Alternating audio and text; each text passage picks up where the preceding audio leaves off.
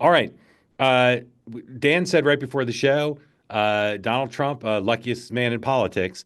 He said, if someone said to him, Mr. President, sir, as they say in the story, sir, if you could have any three people back in the news, who would you want? He'd say, well, let me think. You mean besides the squad, right? Yeah, yes, sir. Besides the squad. He'd say, well, I'd like the Bush family back. I'd like Joe Biden back. I'd like Kamala Harris back.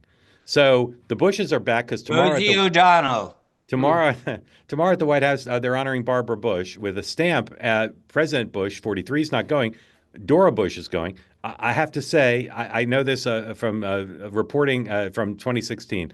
They're literally Adam Schiff, Tom Edsall, anybody you want. There's literally no one I think ever who's lived on this planet who detested Donald Trump more than Barbara Bush.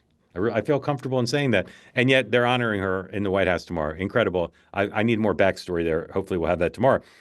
Kamala Harris back in the news because she, according to Fox News 108, is coming to New York City next week. Maybe she'll have a chance to eat at the Polo Bar again, doing a big fundraiser for the DNC in Gotham City on Tuesday. But Joe Biden, who with his wife Jill will appear on The View tomorrow, took the opportunity earlier this week, released this morning, to do an interview with a BBC radio newscaster, focusing primarily on Europe, but also talking about his decision to both run for re-election and then not run for election. Now, as you watch the clip, it's a little confusing when he's asked about the decision and whether he regrets it. Is he talking about the decision to not get out of the race or his decision to get out of the race? This is the first clip from the Biden interview, 106, please. Mr. President, did you leave it too late? Should you have withdrawn earlier, given someone else a bigger chance? I don't think it would have mattered. We left at a time when we had a good candidate.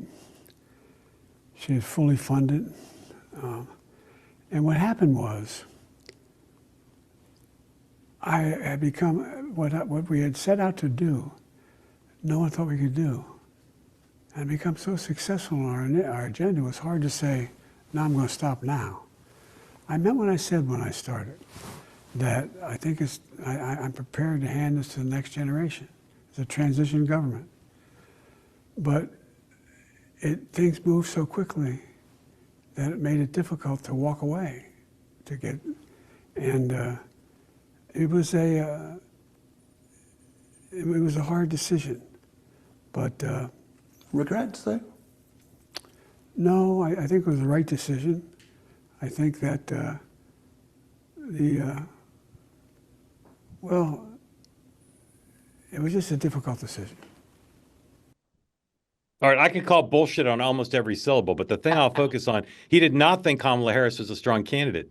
He didn't. So, I mean, to say, well, I'm blameless because I left behind a well-funded candidate. Yes, she had money, but she was not a strong candidate in his view.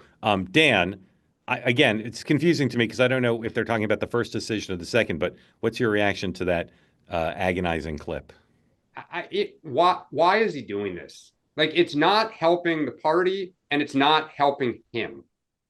I just think that he lacks complete self-awareness about the damage that he did with his presidency. I mean, just across the board. And obviously the decision to run for re-election and what happened. And he just, I mean, whether it's him or some of the aides at the Harvard Institute or others, they're just, I imagine he just wants to be relevant. He misses the spotlight a little. If somebody calls, he'll answer, right? Like, you want to come speak to Social Security for $100,000? I'd love to. You want to come talk to the BBC? Yes. Like, because he was in it for 50 years. But go on The View. Sure. Yeah, I mean, I'll be very curious what happens tomorrow. It just makes me sad to see him doing this. I wish he would be like the Reagans that went quietly with, dignity and grace into the, twilight and managed those last few appearances very, very well. It's tough to watch that. Sean.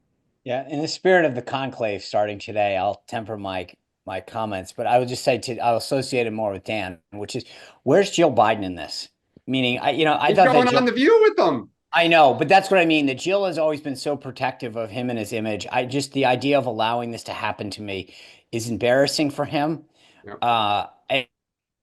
And I again, the idea of when you go do an interview, you should, I mean, that to me, that was going to be the number 1, 2, 3 question, right? So the idea that you look so unprepared for the most obvious question, not to mention just his physical and mental state, just doesn't look good. And this is I'll play amateur psychiatrist and psychologist on Jill Biden. She is protective of his image, and she knows that history is going to record a very significant part of his record of being the final months of his presidency and the humiliation of being forced to give up the nomination. I think they're going for redemption.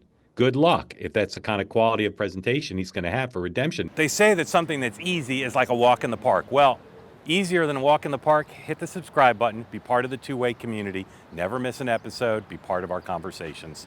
Thank you for your service to America.